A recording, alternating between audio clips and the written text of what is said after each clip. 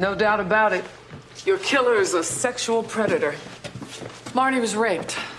Freshly torn hymen, blood present in the vaginal canal. Tell me the son of a bitch left his DNA. I wish. No fluids, hairs, or skin cells, and no signs of lubricant. He must have used some kind of foreign object, and it had to be something smooth. So the pervert couldn't rise to the occasion. He has to sodomize her. Cause of death? Traumatic asphyxia. Found petechia in the conjunctiva, and cotton and polyester fibers in her lungs and airways. She was suffocated. With what? The pillow her head was resting on. Dr. Jackson. Elliot, Olivia. Cap, what are you doing here?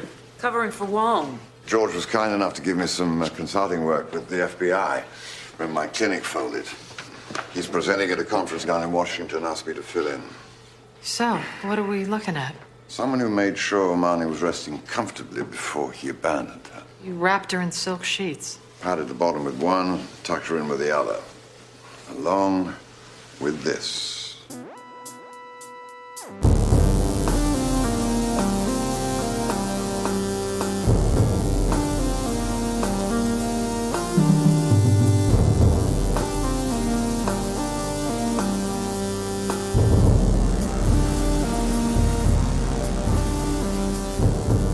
In New York City, sexually based offenses are considered especially heinous. These are their stories.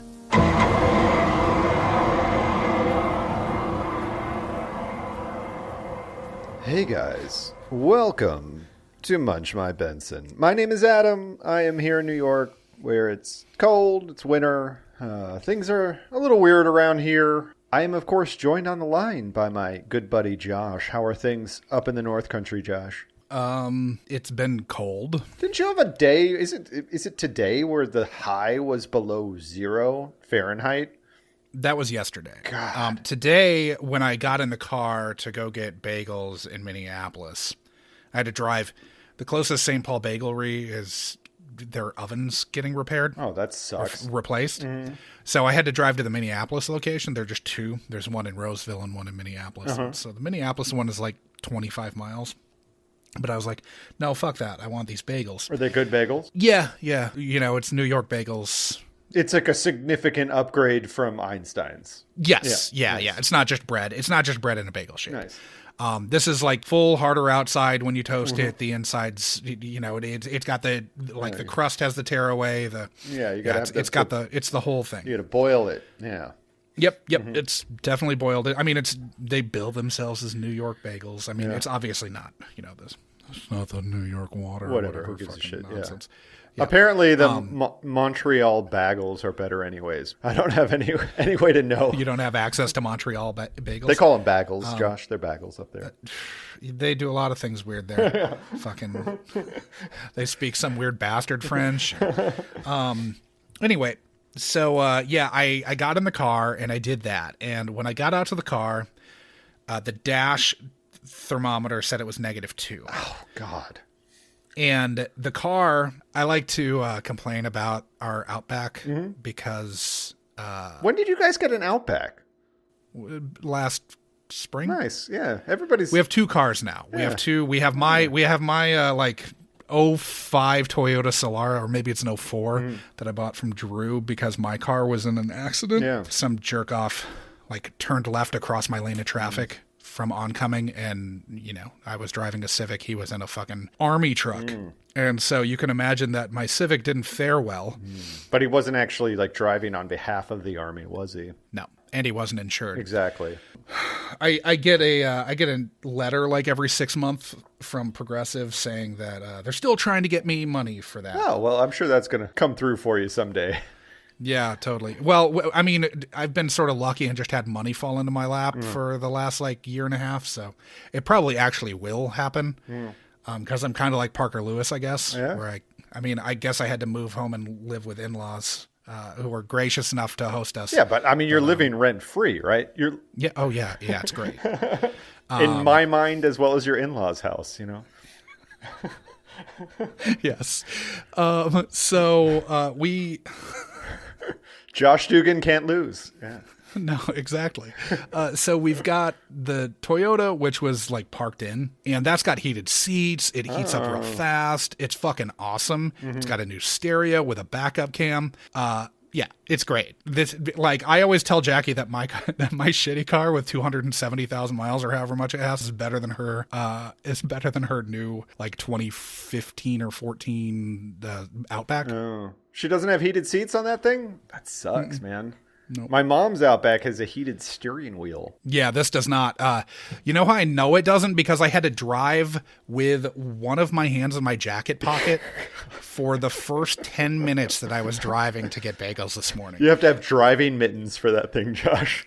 I lost. Okay, so obviously we don't like have all of our stuff here. So I had a pair of gloves. I don't know where one of the gloves is, so it's kind of like why even use the one?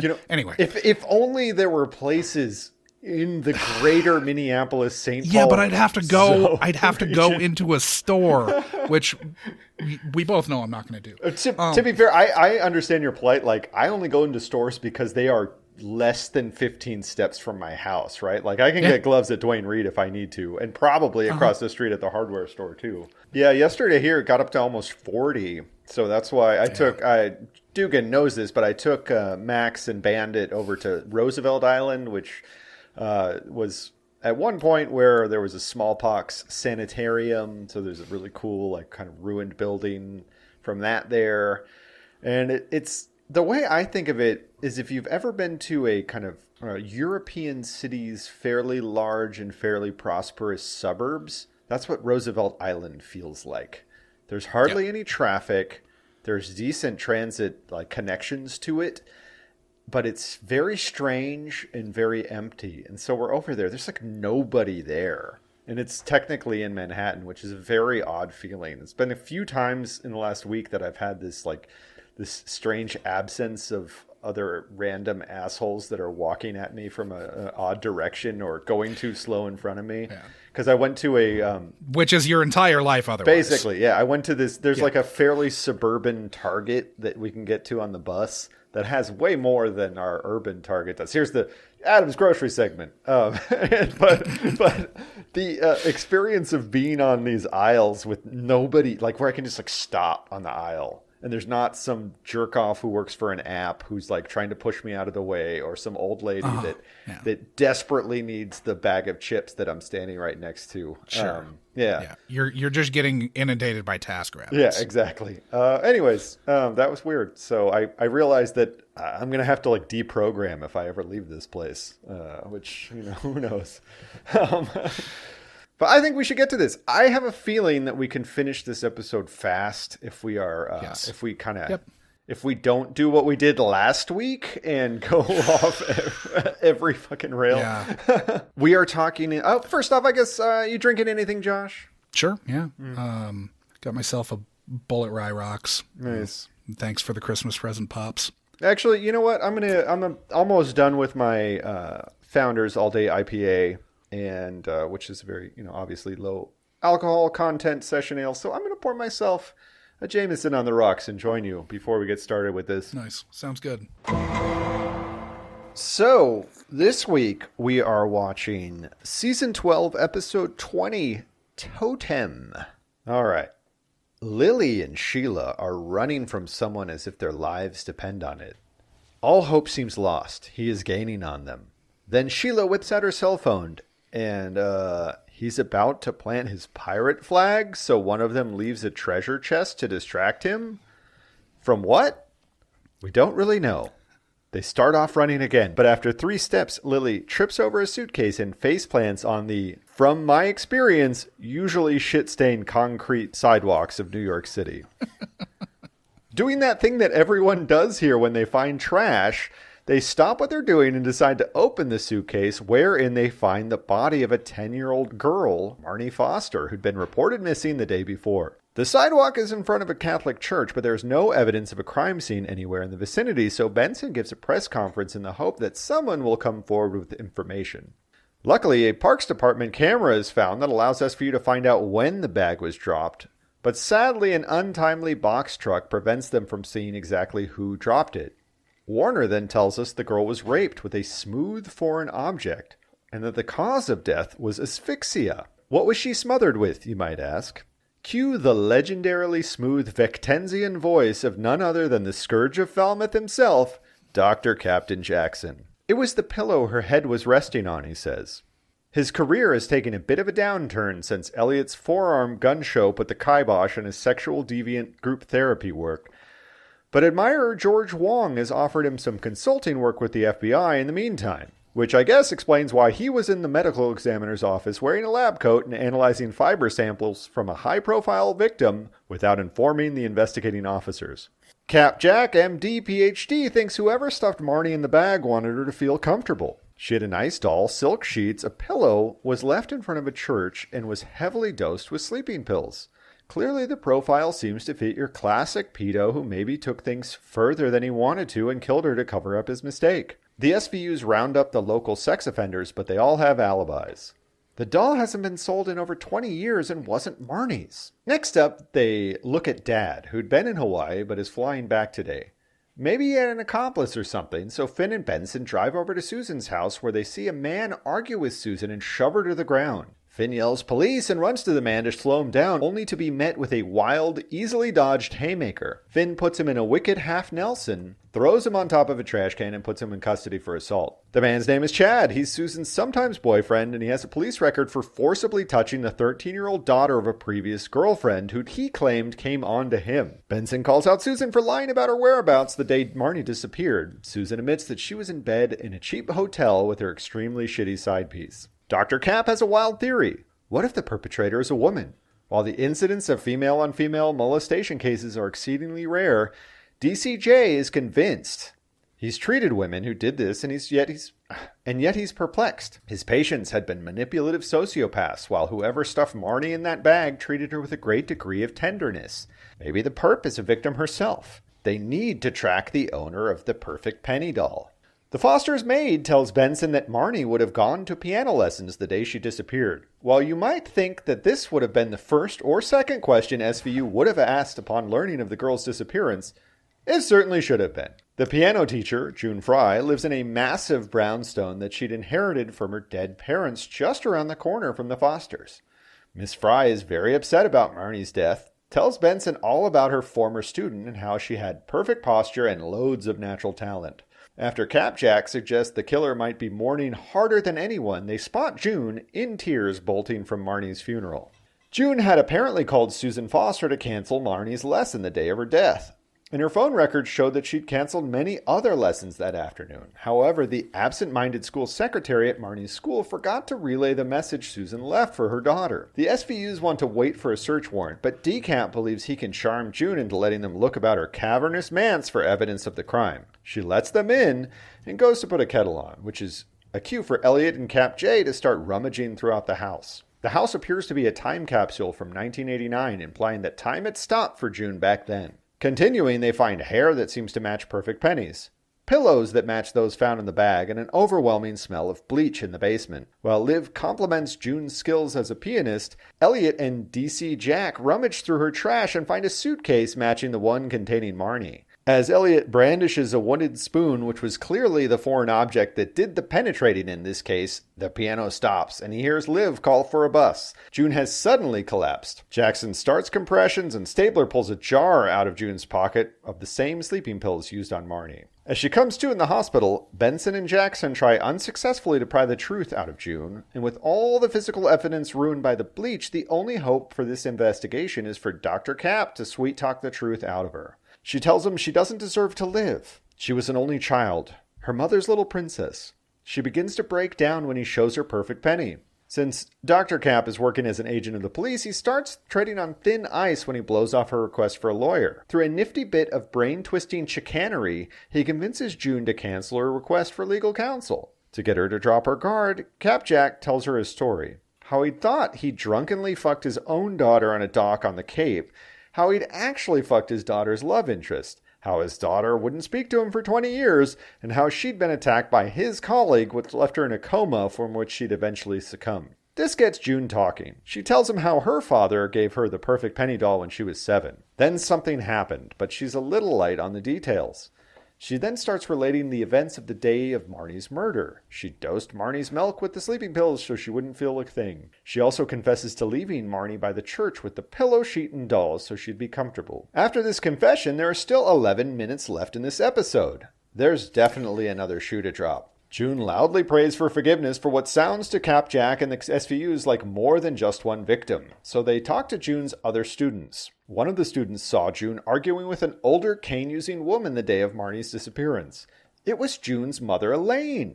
June's father had died when she was young, but her mother was very much alive, had remarried, and lives in Brooklyn. The SVUs quickly convinced themselves, without a shred of evidence, that Elaine must have killed Marnie and that Elaine must have abused June as well.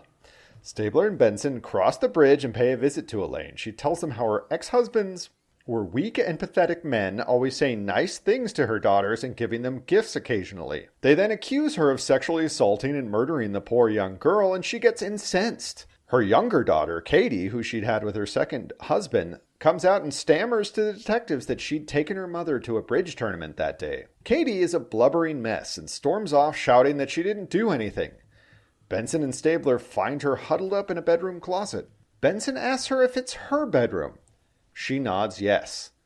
Elaine then hobbles into the room after them and yells at the detectives to, quote, "Get out of my bedroom," unquote. What? After catching our collective breath, we fade to Cap, Jack, and June talking in a Rikers Island interview room. He tells her that they know the truth about what happened to her and Marnie. Unable to face it, she calls to the guards to let her go back to her cell. Then enters half-sister and full basket case Katie. She hugs June and wonders why June told them. June tells her that she didn't tell them anything. Next, we are treated to a radically skeevy interview between Stabler and Katie. Katie describes in detail how she'd seen, drugged, and then sodomized the little girl, just like Mommy used to. So Katie is getting sent to a psychiatric facility for the criminally insane. Elaine is going to jail for the ongoing abuse of her own daughters. June is free, but her life is in ruins. Dr. Cap Jackson is now one rung up on the ladder to rebuild his patient list, and we are left with a families can't live without him, but also can't be spoon raped by your own mother for 20 years without him either. Dick Wolf.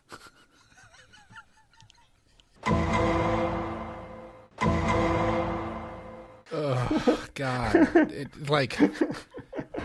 It starts, in a bad place with a little kid dead in a fucking suitcase on the sidewalk, but it gets so much worse. It gets to a really bad place. Yeah. It really, like Degrassi, it goes there.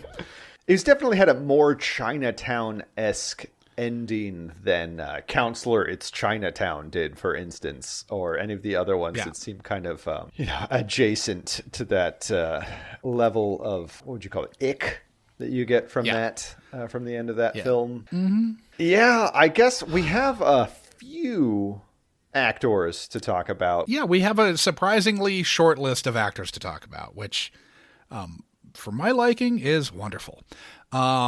So we talked about Jeremy Irons back in Munch My Benson episode 85, which was called The Whole Second Half of This Episode basically is Stabler Can't Give Everyone a Ticket to the Gun Show, where we were talking about season 12, episode 13, Mask.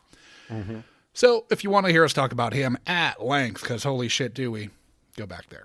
That was a much better Jeremy Irons episode too, I think. Personally. Yeah, you don't feel like he was wasted, because it definitely feels like they gave him a lot of screen time, but the material was not up to the standard that you would hope when dealing with a guy who's a Grammy shy of a fucking EGOT.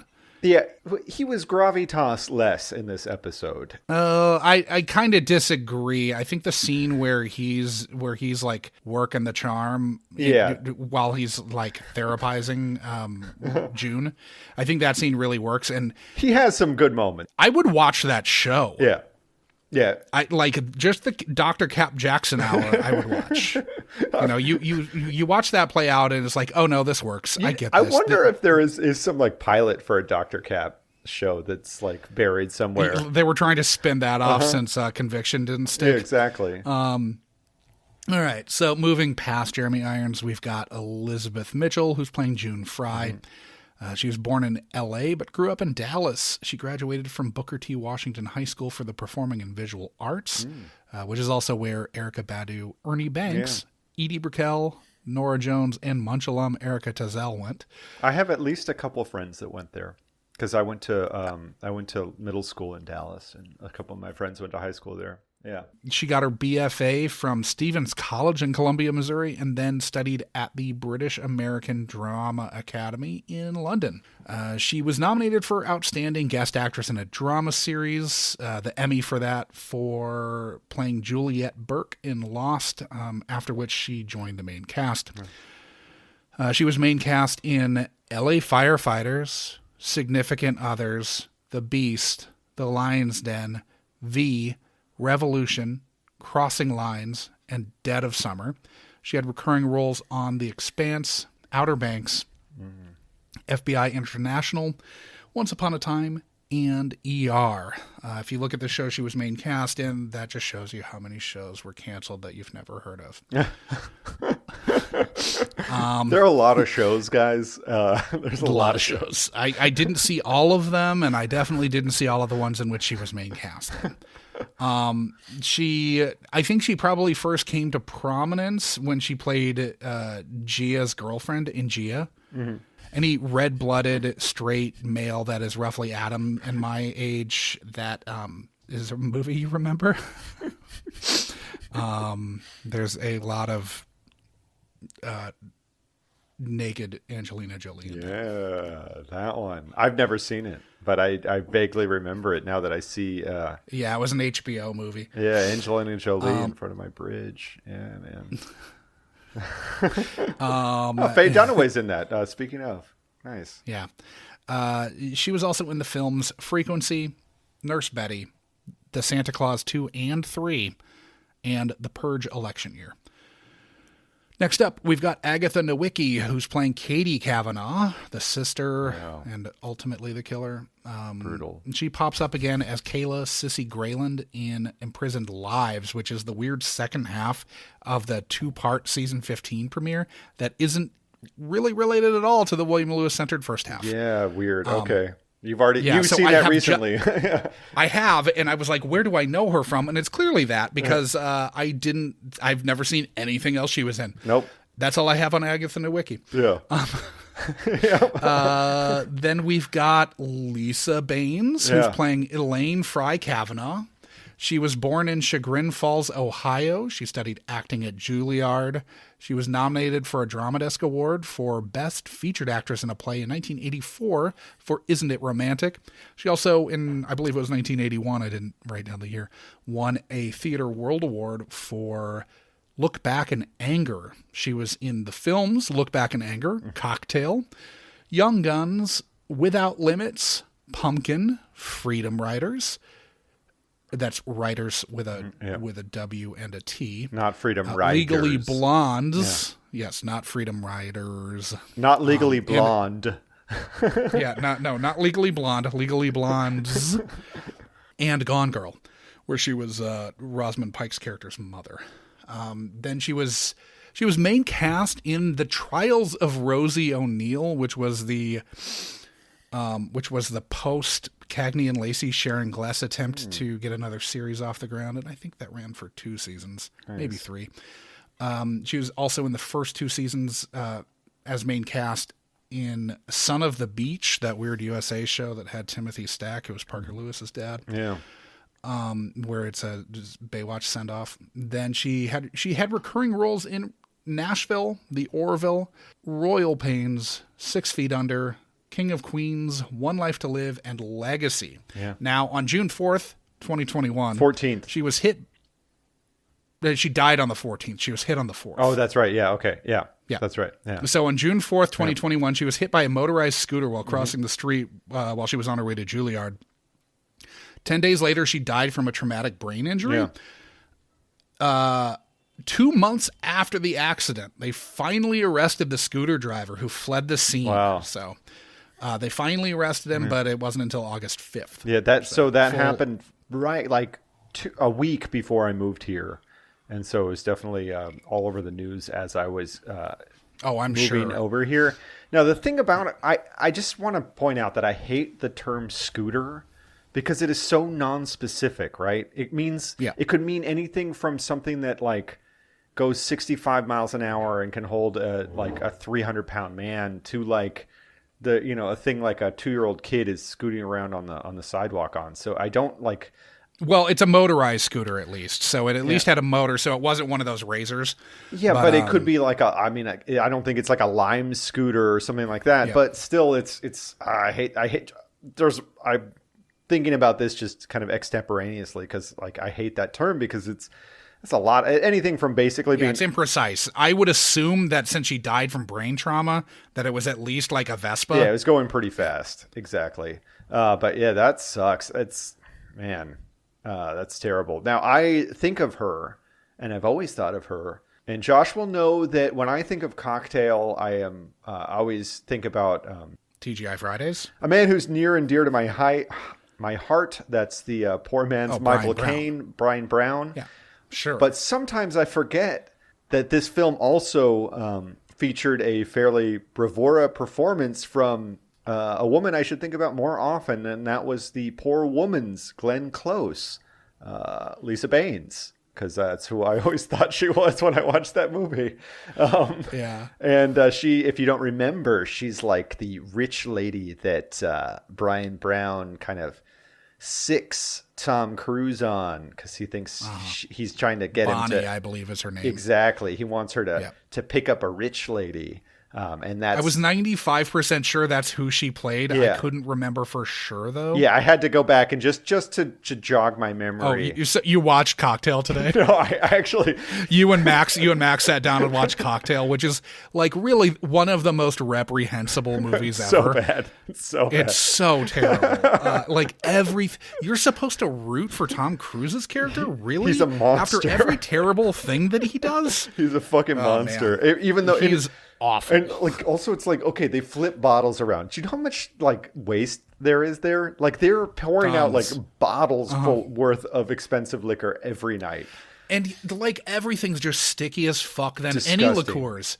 You know, like whatever. If it's vodka, it's not going to be sticky. It's just going to be gross.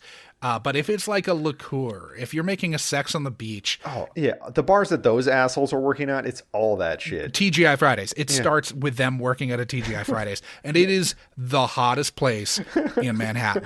But can you imagine like how shitty it would be to bar back for those assholes? There's no way they tip out well either. You're walking home with like $100 after scrubbing basically baked on simple syrup for hours every night. Can you imagine having to drag those bar mats from behind the bar out to like hose them off in the alley? Yeah. Like how gross they would be with all that spillage on them. That bar closes at 4, here. Yep. So that means you're doing that shit at dawn. That's how you meet the day.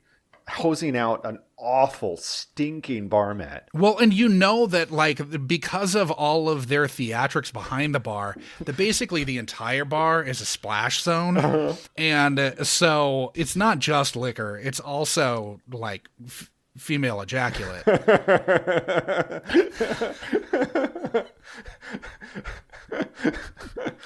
I think on that note, we should. Yeah, let's move on. Yeah. So next up, we've got Heidi Armbruster, who's playing Susan Foster. She's from Madison, Wisconsin. Oh. She got her MFA in acting from American Conservatory Theater in San Francisco. She's done tons of New York and regional theater work and is also a playwright. She's played a recurring character on Younger. She's also in one episode of the original series. She's had small roles in Michael Clayton, Revolutionary Road, and the Ray Donovan movie. Then we've got Doug Wirt, who's playing Chester Chet Hadler. Real piece of shit. Yeah, what a shitbag. The character, I don't know anything about Doug Wirt. Yeah, no. But he was born in New Hampton, New Hampshire, which seems like they shouldn't be able to name a town New Hampton in New Hampshire, but what do I know? Then he went to He went to the Miami University in Ohio, so Yeah, there you go. that one. Yeah. Miami of Ohio. He played Jack Crusher in Star Trek The Next Generation, so he was Wesley Crusher's dad, who we've, dropped his name in a title of an episode before. Sure, yeah. Hopefully Beverly will be in this. I'm looking forward to that. Yeah, someday. Someday, Gates. He had a recurring role in The Trials of Rosie O'Neill, so he probably acted with the dearly departed Lisa Baines. Interesting. Yeah, they weren't Outside of this. They were not on screen together in this one, but interesting. No. Yeah. No, but they might have been, maybe they were shooting two locations at once, and they're both at base camp at the same time, and they're like, remember that Sharon Gless show? He had recurring parts in University Hospital, Four Corners, and 666 Park Avenue. He was in 2 episodes of the original series. He's also in the films Judgment Night, A Cool Dry Place, and The Object of My Affection. Last up, we've got Dylan Galula. Yeah. Something like that. Maybe that's how you say her name. Yeah. She was born in Philadelphia. She was raised Reform Judaism. She went to Lower Merion High School, ended up dropping out and moving to L.A. when she was 17. She starred in Everything's Fine and had recurring roles in Shameless, Unbreakable Kimmy Schmidt, Casual, which was the thing that I remember her from most, but also Shameless, Filthy Preppy Teens, Chasing Life, and Jennifer Falls. She's also in the films First Girl I Loved, Flower, Her Smell, and I Want You Back, which, when this episode has dropped, will have just dropped on Amazon about a week earlier and stars Charlie Day and Jenny Slate. Okay. That's all I got. Yeah, I had exactly the same tabs open. So everybody else didn't really do anything at all. Least someone led to us talking about Cocktail for entirely too long in an episode that has nothing to do with that movie. But, we're both kind of drinking a cocktail in a way. A low maintenance cocktail that only had one thing poured in it other than ice. Okay, so he's about to plant his pirate flag. I'm assuming your mind went where mine did and assumed that that's a euphemism. I don't know. This whole game is a little weird to me. It's pretty high stakes. Yeah, there's really sprinting, and I don't know why. They're running a lot in Manhattan, and I see people going jogging just on the sidewalks, and I find it kind of irritating. There are lots of great jogging paths around here that don't involve you nearly getting in accidents with people's strollers and people delivering shit on electrified bikes or scooters or old ladies with walkers or all the myriad other fucking challenges that you have to navigate on the narrow ass sidewalks of this godforsaken hellhole. One thing you don't want to deal with is stupid 19-year-old girls who are basically playing aggro Pokemon Go. Exactly. It's like Pokemon Go, but at speed. Super chasing intense people instead of just trying to get a thing. It's Pokemon Run Lola Run, basically, is what it is. Then they're opening it up. Maybe there's something cool inside after she trips over the suitcase. And girls, no. You clearly don't know that you've stumbled into an episode of SVU. Yeah. You done tripped over a corpse. Yeah. So I looked at the phone game, the app that they had open. It was a very detailed map of the neighborhood, which I think ahead of its time. Yeah, slightly improbable for that kind of phone app. But the thing that I have the problem with, right? So there was one phone. And it had 2 avatars. It had an avatar for both Lily and Sheila. I figured out who they were. And so there was one in one corner. And I knew one was Lily. Yeah. But what kind of phone game would you not have your own? You need your own phone to have your avatar on it, right? That's what I would think. No, you would. Yeah. So I think that's I call bullshit. The game could have been open in her pocket. But it was like they were both signed in. No. I'm saying that the two of them both could have had their phones. That's the only way. Yeah, and so they're in team mode or something like that. Sure. Yeah, okay, maybe that possibly. Maybe. But the other buttons on the phone app, so there were the Avies in the corners, and there was a sword, a shield, a flag, a chest, and something that looked to me like a pipe And so I wonder what those buttons were for. Well, the pipe is surely for smoking crack. I guess the flag is to plant your flag. I don't know. Anyways. Yeah, I looked it up on Urban Dictionary, and the only one that I actually liked, the only definition I actually liked was while you're doing someone from behind, putting their head down on the, like pushing their head down into the ground.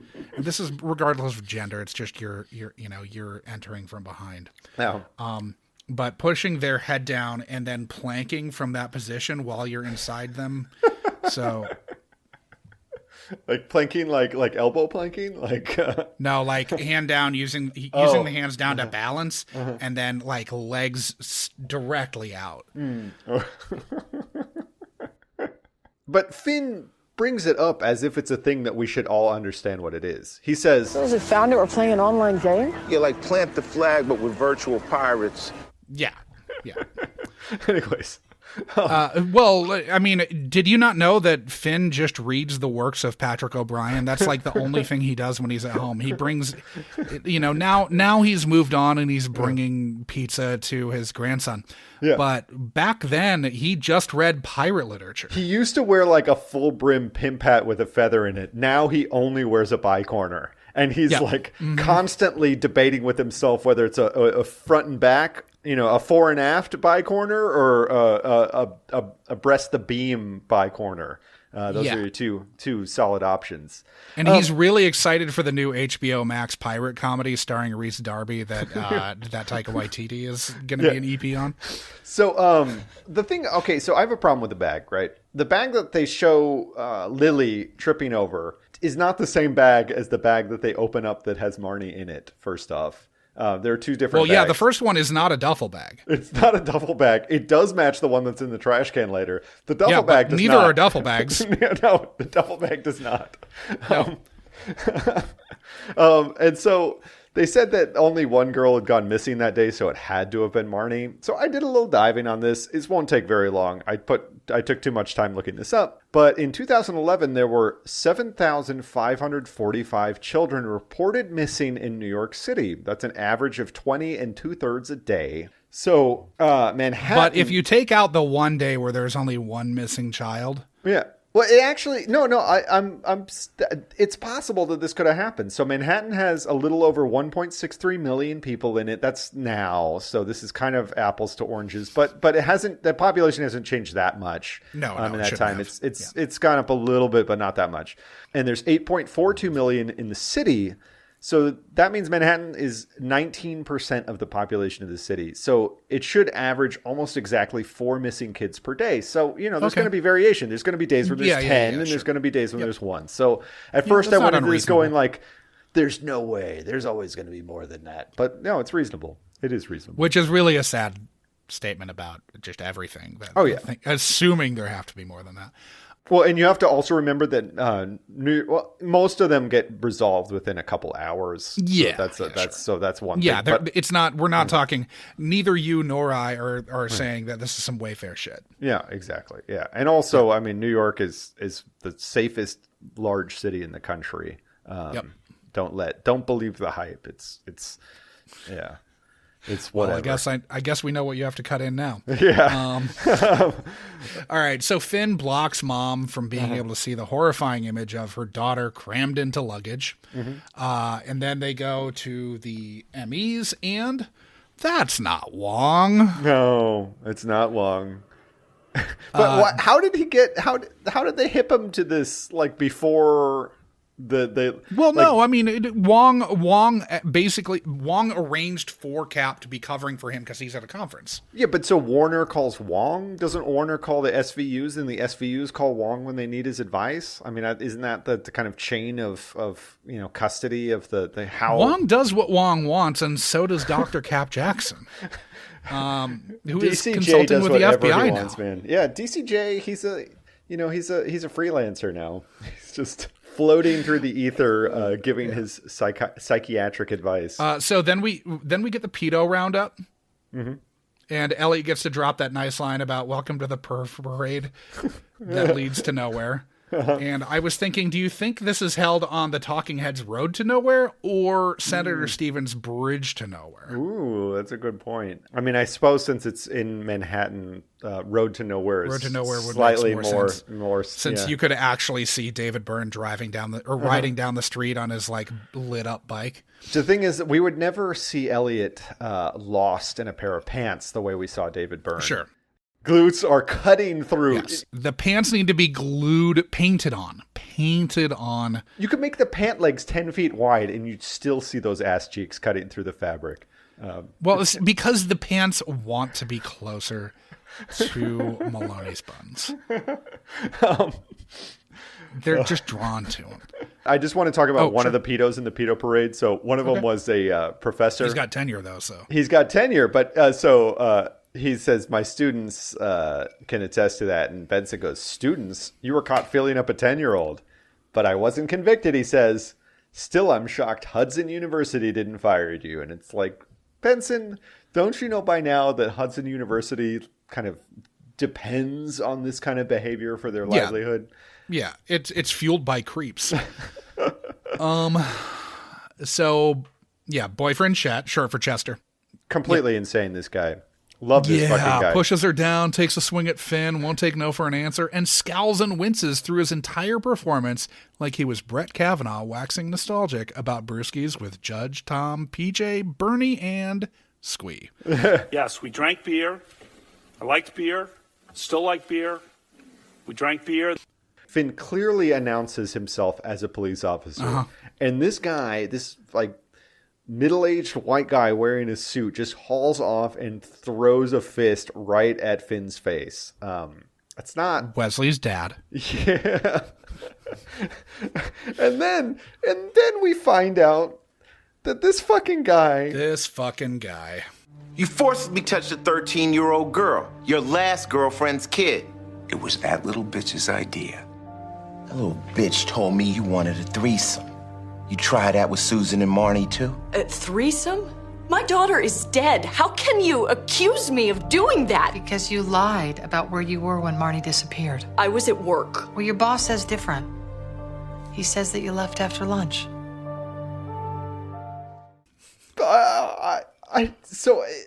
He proposed to have a threesome with his... No. He claims that it was the 13-year-old's idea to have the threesome with him and her mother. Yeah, I'm aware of his claims, but that's... I mean, we're shit, supposed to believe him, though, right? But he seems like a good dude otherwise. But so if he was caught... If he had this police record, would it not be like... Would he not have to announce himself as he'd have to have been offender? Convicted. No, he'd have to have been convicted. But he wasn't just convicted. Charged. Oh, okay, that makes sense. Okay, yeah. Because I was going to say, although I'm not 100% sure on that. I've only watched this once, and I was taking notes the entire time. Yeah. So I saw probably 70% of the episode. Or I really took it in, soaked it all in. I mean, I was writing down all these details, but of course there were certain details that, I mean, the threesome, that whole scene really... Oh, that piques one's interest. But at the same time, it makes you kind of forget some of those like key details because next up we see Benson proposing to Susan Foster that he had proposed a threesome with young, perfect Marnie as well. Now, speaking of perfect, that part where June is talking about how she had perfect hand position. Oh, posture and weight transfer. Yeah. Gross. Yeah. As soon as we see June, it's like abundantly obvious that something is wrong with this lady. Yes. Yeah. Now, so Cap's vote is for a woman who rapes and kills, which per Oliviet, they've never seen in 13 years of working together. Yeah. Not without a male counterpart. Yes, exactly. They can count them on one hand, the number of, and they all had male counterparts. Exactly. Yeah. So then Anne, it's mentioned that Anne, Cap's daughter, didn't make it, which, pour one out for her. Yeah, then Cap tells us that he's dealt with 2 female molesto murderers. They were later diagnosed as sociopaths, entirely lacking in empathy. This one, however, he deems to have some tenderness. We find out that Marnie's mom called and canceled the piano lesson per June. Yeah. And it's one of those things where if that's a cover, it's going to take like 5 seconds to blow up in her face. Everything that June says is this a lie. is where she says Marnie's perfect, which is gross. Yeah. But yeah, everything June says pretty much the entire time is a lie, except for all the shit about her. Well, even really, she doesn't even say it's about her mom. She says it's about her dad. She really doesn't really tell the truth the whole episode. She's a pretty pathetic prevaricator, you know, because we learn the truth from Katie. We don't learn the truth from June. And we don't learn it until the very end. I do have to say that the picture that they pulled up on the screen or on the board of June was like, could you have someone more like drowned out in light and like just straight up deer in headlights shit? Yeah. Like, wow, she overexposed this shit. Yeah. I mean, which works for, you know, for what it gets the point across. Yeah, exactly. So then Cap goes with him, turns on the charm, starts buttering her up with some Chopin flattery. He knows his etudes, man. He knows them. Oh, yeah. Etude this. Yeah. And then, obviously, it's a known fact that you can't refuse a Brit's request for a cup of tea, which opens the door for them to be able to look all over the place. So, Josh, this sends me down a little rabbit hole that I did this. I did look up the demonym. Yeah, sorry. Pronunciation. For people from the Isle of Wight? Yeah, and there's 3 options that you have to go with. So, the correct and classic version... White boys. No, it's called Vectensians, which is generally only used by the upper crust or like societies will use Vectensian. It's kind of like derived from some Roman era cult or sect. Now, the more common use is either caulkhead. Well, it used to be caulkhead, I think, and is now corkhead. Like C-A-U, like you caulk a... Yeah, because it was about like the idea was that they had to like they're constantly patching up their boats. And so they're caulking their boats or sticking cork. We know all about that shit. Yeah, exactly. So they're cockheads. Cocking. They're cocking. They're basically they're cocking. So they're wearing they're shirt cock. They're wearing shirts and they're cocking. So they're cockheads. Sure. But yeah, so just a little tidbit because I was intrigued. But yeah, he has such a rich and soothing timbre to his voice that the instant he gives you kind that you can only really get while living in the English Channel, you know? It's true. Yeah. I mean, exactly. Yeah, I guess they're in the Channel. They're kind of, maybe it's too far to be. It feels like it's in the broader part of the English Channel, but maybe it's too far west. Yeah, it's not like Jersey, right? Isn't Jersey whatever the Channel Islands are? What are the Channel Islands? Well, the Channel Islands, there are Channel Islands in Jersey. California. Jersey. Yeah, no, but I'm talking about Jersey and Guernsey and Alderney and Sark. That's what I'm talking about. Sark. Yeah. Don't forget Herm. I looked into trying to move. I looked into how to move to Jersey. I like all of them. Yeah. I was hoping to find one that had an easier way to move there because I don't want to be in this country anymore. Yeah, but that country might be as fucked as we are, if not more. No, they're self-governing bailiwicks, Adam. Oh.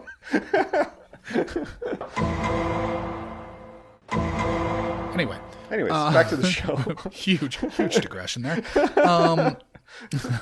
So then they suss out that the trash may contain the truth, and Elliot flashes the fuck spoon. Oh my god! When he pulls out that fuck spoon, I almost vomited, man.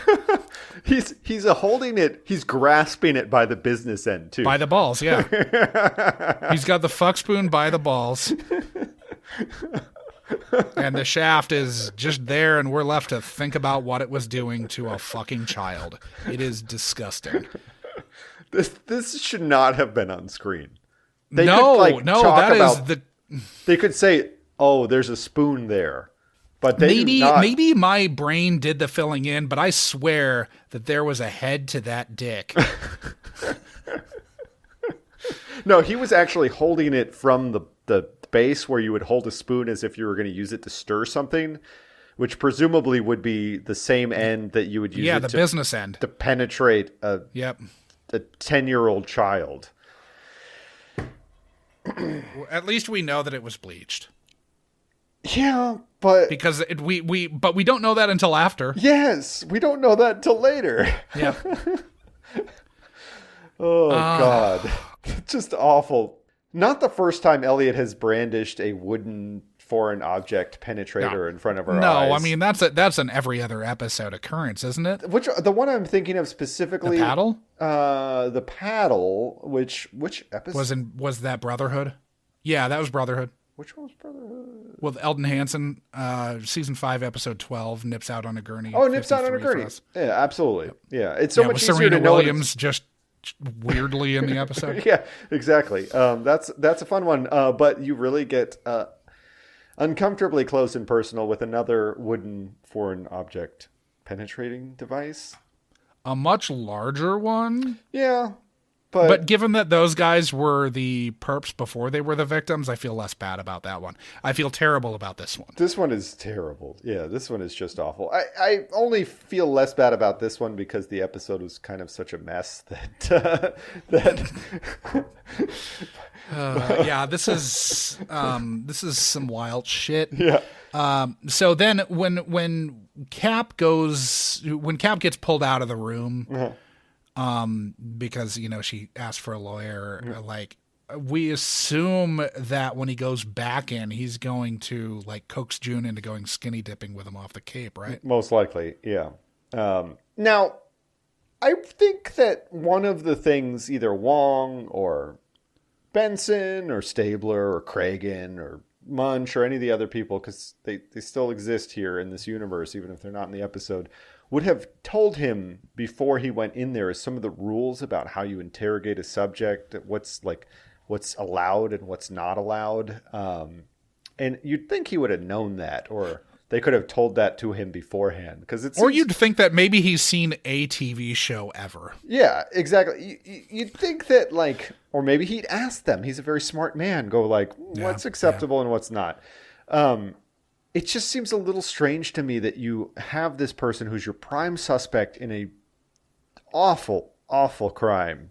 Yeah. And you just let this random asshole who decided to start helping you because he realized that he hadn't incest raped his own daughter off the Cape 20 years previous to that. But Adam, they had Jeremy Irons for 3 days. They had him for 3 days. They're gonna use him. So then he says, do you remember when he gave it to you? Oof. Do you remember how it felt when you held her in your arms? Big pause in between the, do you remember how it felt? And that when you held her in your arms, and this is all while he's stroking the doll's hair suggestively. When he gave it to you being perfect penny. Yep. Uh-huh. Not his... Not his wooden spoon. But he's really mining the double entendre for all it's worth here. Wow. It's probably the only thing that gives Mr. Irons joy at this point. Yeah, it's just the most grotesque double entendres while asking a girl about how she was molested, asking a full-grown woman about how she was molested 30 years ago or whatever. Yeah. Okay, so we've got it with both June and her sister later, but it must really fucking suck to play infantilized grown women like they're asked to do here. It's thankless entirely. They're both these meek, feeble, broken women. And obviously it's because of the trauma that they suffered. Yeah. I'm not saying that they shouldn't be this way, but it's got to suck when you're not that person to have to do it. It does seem like a choice to have them both kind of end up that way. It seems like June, maybe you could have written that character slightly differently because she had broken away and, she had a different last name and she and had maybe would have had a slightly different. We've seen SVU kind of write kind of siblings that turn out differently. She has a really nice brownstone, Josh. And this is one of the things I was trying to figure out. The houses, both of the houses. So the brownstone in Gramercy Park, which is not the kind of neighborhood that a piano instructor lives in. That's the kind of neighborhood that, Mariska Hargitay lives in. Yeah. So she has a huge brownstone there. And her mother has a very nice split-level home in Brooklyn Heights, which is another very nice neighborhood. But it's a one-bedroom, as we later find out. We don't know that it's a one-bedroom. We just know that they share that they one only bedroom. have one bedroom. They might have a guest room. They only have one bedroom. They have a guest room, probably. But still, it was a very nice home with very nice art on the walls. There's like the fucking, it looked like there was like a legit Rothko hanging on the wall in that house, Josh. That place was nice. But still, so it also means that they spend too much on bullshit art? Yeah, so still what I'm saying is pathetic, weak, sniveling asshole dad that we are led to believe her June's father, Mr. Fry. I don't think we know his name. We do, but I forget it. I didn't write it down. But Mr. Fry somehow owned this house because Elaine could not afford either of these houses on her salary as a... Yeah, no. It's very obviously... She was a legal clerk for 30 years. You don't get to own massive houses in this town. That doesn't. And the second one was her husband. Yeah. So the one was June's dad, and the other was Katie's dad. Yeah. But oh man, I don't understand how that woman would have two husbands. That woman who is like, I'll tell you how, both of her daughters for her second daughter, she's basically molested for 25 years. So Josh, they share a fucking bedroom. Josh. I don't want to talk about the daughters right now. I want to talk about... No, I'm talking about the mother. I want to talk about the husbands and what the mother did to the husbands. And the mom sucks. No. But mom didn't just... Oh, she killed them both? She used the spoon on them both, Josh. She used the spoon. That's what they were into. They were weak. They were... She's the top, and they were not power bottoms, Josh. They were weak bottoms. And she... Yeah, they were twinks. Yeah. She pegged them within Straight an inch twinks. of their lives. Yeah. They were hard subs.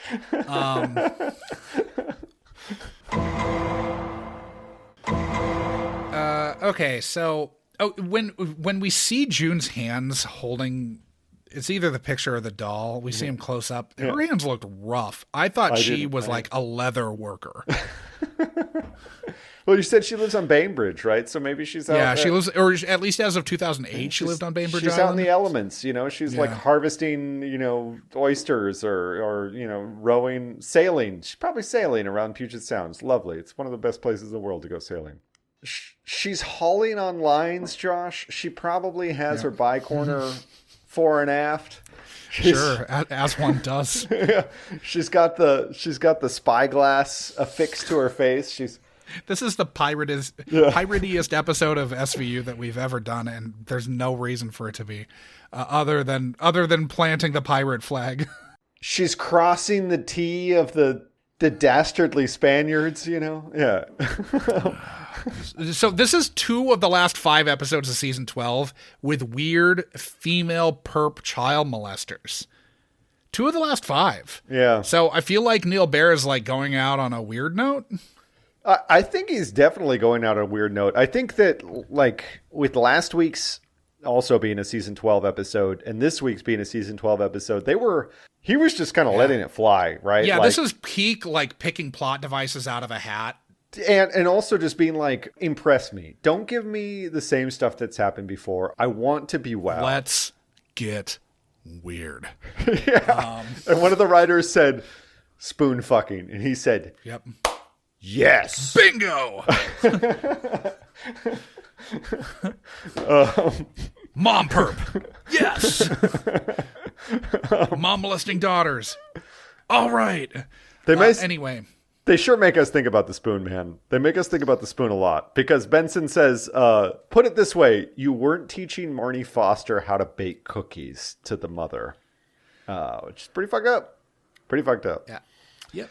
So mom's a fucking monster. She's replacing one daughter to perp on with a younger model. Yeah.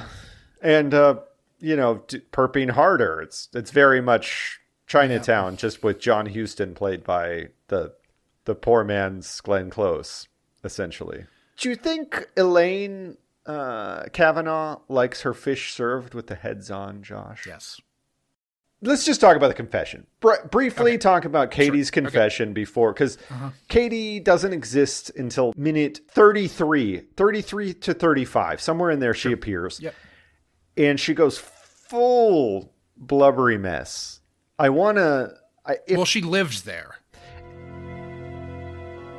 I didn't want her to feel bad, so I went into the kitchen and I got some of the pills, the ones that June uses to go to sleep with. What else did you get from the kitchen? A spoon. The wooden spoon? Like the one that my mom uses. And then June came home and she saw what I had done. Please. I don't want to listen anymore. To invoke Degrassi again, she goes there. She goes full Sean Penn in I Am Sam. She's So Lovely, or I Am Sam. Yeah. She goes not one toke over the line. She goes like 3 tokes over the line. She does what Jared Leto would do if given the chance. Exactly. Do you think she was... Do you think she called an older marm and told her to...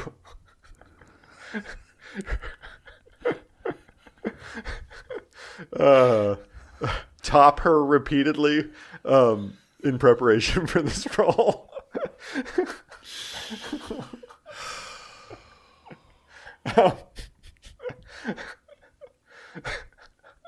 Anyways, that confession is brutal. Brutality. It is brutal to watch. It is brutal to think about. Mm-hmm. It had to have been brutal to be in the room while it was being performed. Just absolutely brutal. And I feel for the actress because I don't think that's what you want to put on your reel. Nope.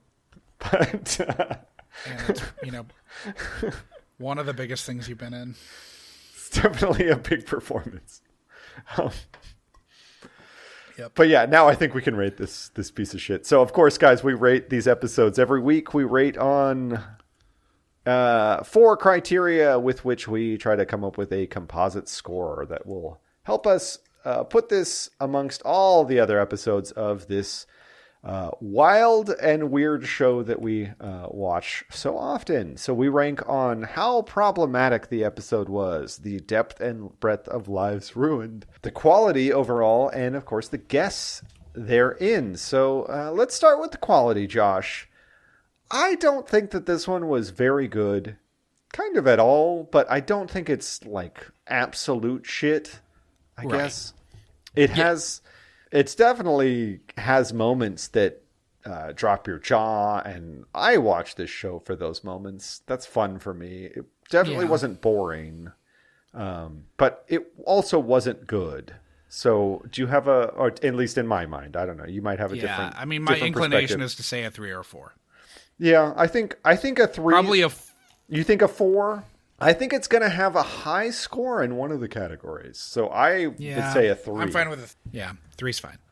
I mean, I guess a guess is its kind of biggest failing, maybe. But also, I think that, I don't know, it's complicated. I really think the scene, I don't necessarily think that like Cap Jackson wouldn't understand that if they invoke the lawyer request that he would have to stop.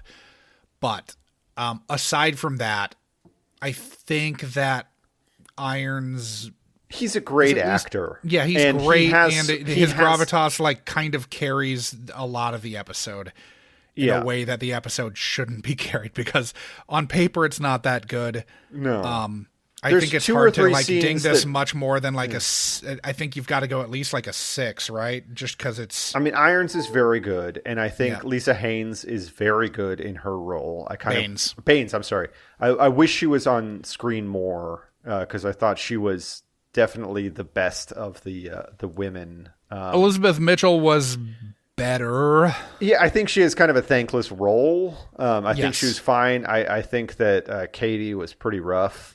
But Katie has the least screen time, so that's fine. Chet pulled off shithead. Oh, glorious shithead. Just an absolute glorious shithead. So, yeah, I think 6 is okay, because Irons is very good when he's good. Yes.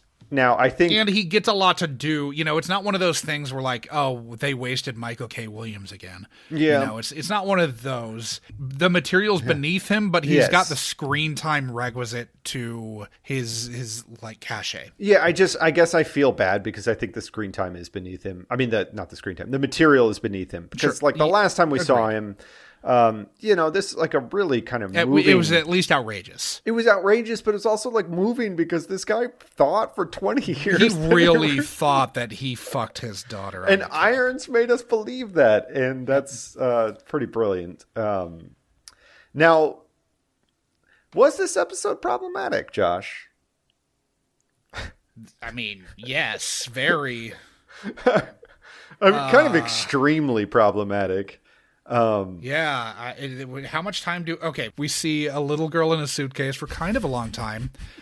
We later see in another suitcase the foreign object that penetrated her get produced from it, and then a stabler holding it from the presenting from the business end.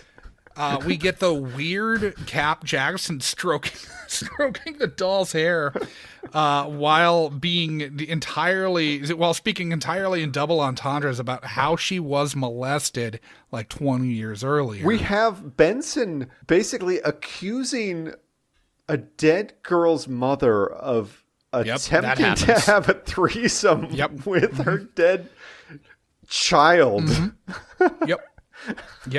She is forced to. And I mean, we have another where the guy is claiming that the 13-year-old previous girlfriend's kid had insisted that they have a threesome. He, her, and her mother. This is like psychedelic bullshit. Yeah, no, there's a lot. I think he comes short of a 10, obviously, but I think it's like an 8. It's like an 8 or 9. I mean, it is highly problematic, Josh. I think it's pretty gross. Maybe it's an 8. It's not as gleefully disgusting as not as gleefully disgusting or insane as I think we would like, which I think is why it's probably not a 9. Yeah, probably just an 8. But last week Wet. We gave a 9, and that was clearly reveling in the insanity, and it was, it had kind of a lot going for it. This one, I think, to give it a 9, we're kind of giving it maybe more credo than it deserves, right? I mean, it's still an 8. This is still wildly problematic. Yeah, and it's wildly problematic for an episode that we're not huge on. And it's the same thing. We have like a dead child. We have this family that's absolutely destroyed, where this mother's been... We have a dead kid in a suitcase who we are led to believe is sodomized with a spoon by a woman, and that kid is not credited. That's absolutely right. Suitcase kid is not credited. And we see her picture I tried to figure out who she was. Half a dozen times. She's on screen a lot. Yeah. All those people including that are credited as a corpse in a suitcase. All those other kids that were credited were the kind of under 5s where they meet. What's her name? Balula. Dylan Galula, Becca. Where they're looking into June's students. Exactly. Yeah. So there were a lot of them. There was like a bunch of them. So yeah, that's rough, man. Plus we have the sisters, the half sisters, who are both shells of humans from awful. Which stands to reason they would be after awful. In one case, decades of sexual abuse that are still going on. I mean, she is still in it at she's got to be, what, 25? Yeah, so, I mean, I can tell you the day. So as of, what is that? Sunday, March 27th. That's the day they're at Elaine Kavanaugh's residence. She's still being, like, tormented day in, day out by her awful, awful mother. / bedmate. Is this a 9? It's a 9. God damn it. I don't want to give it a 9, but it's got to be. What's the last 9 we have? She's molested by her mother for like 20 years. Yeah. That's really fucked up. And I mean, I wonder if we need to move quality down to a 2 to account for the, yeah. I think that's a fair trade. We're still getting a 6.25, which puts it on par. No, we haven't done Fallout. Yeah, I thought that was depth and breadth. I thought we were just talking about that. No, we're talking about problematic. Oh, okay. We're bumping problematic to it. But like depth and breadth, how are we not going to give depth and breadth an equivalent score? I was talking about depth and breadth there. I thought we'd moved on and we'd given problematic an 8. Because, depth and breadth. Okay, that's fine. 8 and 9. 8 and 9's fine, but dropped. Okay. Or why don't we do 8 and 8? I don't know. Man. I mean, it's pretty awful. We've got two children who were. We've got 3 children who were. Well, we've got one who was molested and murdered. We've got 2 more who were molested for years by their mother. Yes, one of whom was molested for decades. Yeah. Also, they're like the dead husband.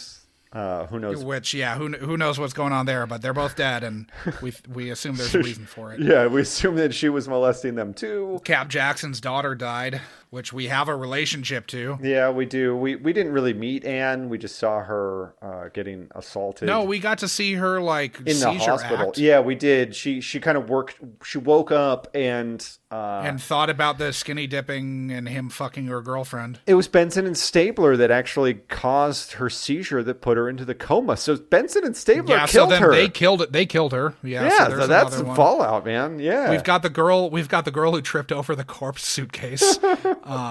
Yeah, they probably lost that game of plant the flag, whatever that means. Yeah, that's definitely they're out. Chet is going to jail, but he deserves to. Oh, big time. He deserves to go to jail for a lot of things. Yeah, Susan Foster's obviously got some fallout because her fucking daughter. Her daughter is dead. Her marriage is over after this.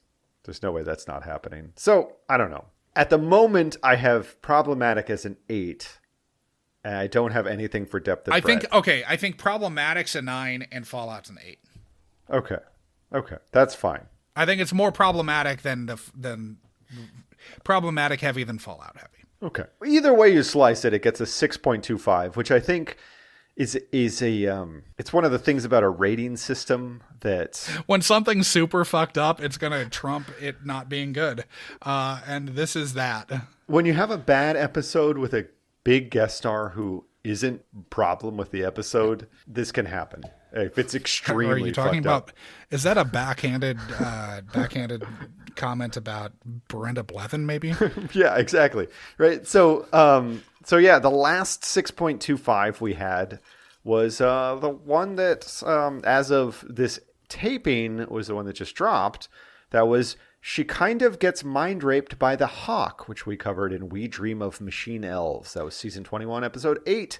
That was the Adam Arkin episode. We thought that was a much better episode, but it was not nearly as problematic, nor did the ruination. Was it deep or kind of wide as this episode? Yeah. Because this one, it goes to some really, really dark places. It really does.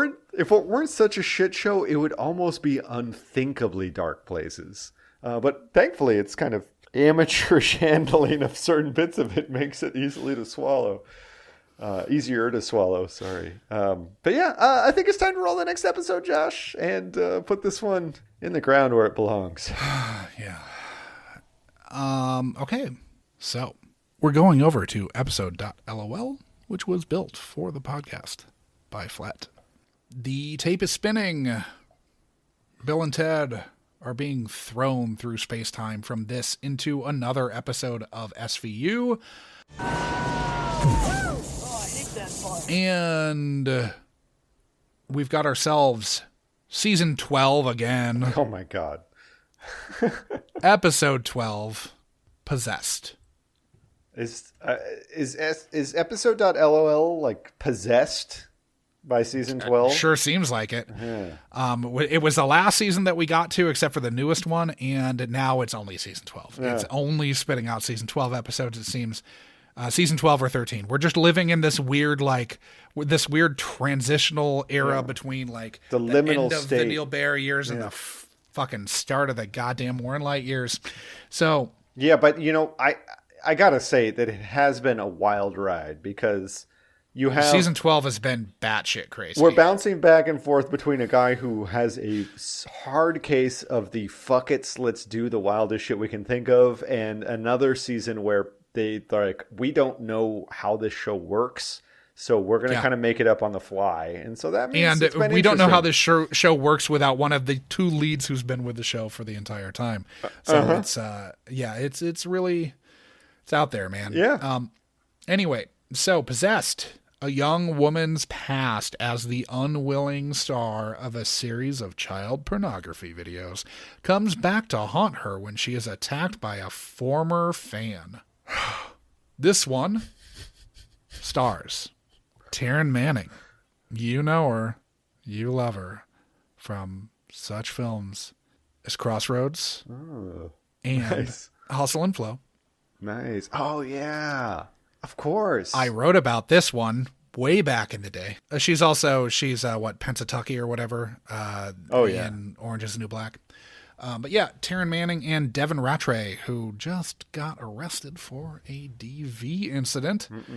The attacker has the most absurd name I've seen in an SVU yet, so I'm really excited to get to that. Is it Orville Underwood? Orville Underwood, or is it Eldon Balog? It's Eldon Balog. That's Devin Rattray. That's the Bud or whatever from Home Alone. Nice. Also, Orville Underwood's pretty good too. I didn't see that one. Buzz from Home Alone. Nice. Yeah, Buzz. But this is going to be something. I did, again, I wrote about this back in the old blog days. Yeah. Buzz the bad arachnid dad. That's Buzz. The shitty older brother. Wow. Anyway. So this looks like it's going to be another wild ride on the season 12 extravaganza. I remember this relatively well, and yes, it will be. It's going to be. There's no getting around that. Now, as always, please follow us on the socials. We're on Facebook, Twitter, and Instagram as Munch My Benson. We've got a subreddit, r/MunchMyBenson. Yep. r/MunchMyBenson. We've got a website, munchmybenson.com. You can email us at munchmybenson@gmail.com. Rate and review the podcast. Please. Be an upstanding citizen. That helps a lot, actually. It really does. It does. People find us when you do that. And some platforms are easier to do than others, and more of them are allowing you to do that all the time. So yes. So Spotify, you can now rate and review rate episodes. I don't know that you can review them, but you can rate them. Good Pods, you can rate and review individual episodes. Podchaser, which is sort of like IMDb for podcasts. Yeah. But you can also listen to it there. You can rate and review individual episodes there as well. So nice. Yeah, that's a cool feature. And it's still, the app's a little wonky, but I assume that it'll get better. And it's sort of not unduly. It's not unduly influenced by a podcast being in the network. Yeah. Well, and the thing with Apple is that you only see it's you very only see shit from Wondery and fucking Earwolf, and of course it's not like I don't listen to any Earwolf podcasts, but that's all you see. But also, it's still a very wonky app that they decide to change every 6 months, and it doesn't actually get better anytime they change it. It just kind of, you have to relearn where everything is. It gets worse in a different way. Yeah, exactly. It's a pain in the ass. Yeah. But yeah, so on that note, I think It's time to get out there and start munching, guys.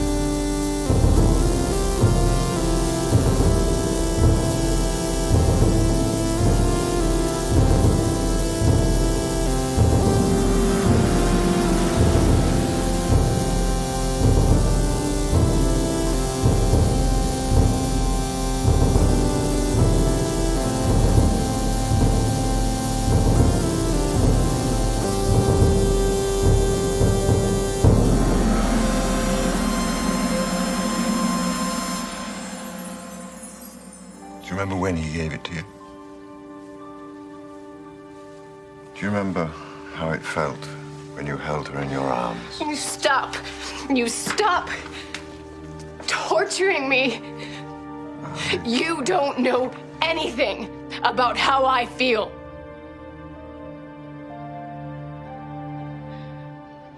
Maybe I should ask for a lawyer. But we're talking. Why do you need a lawyer?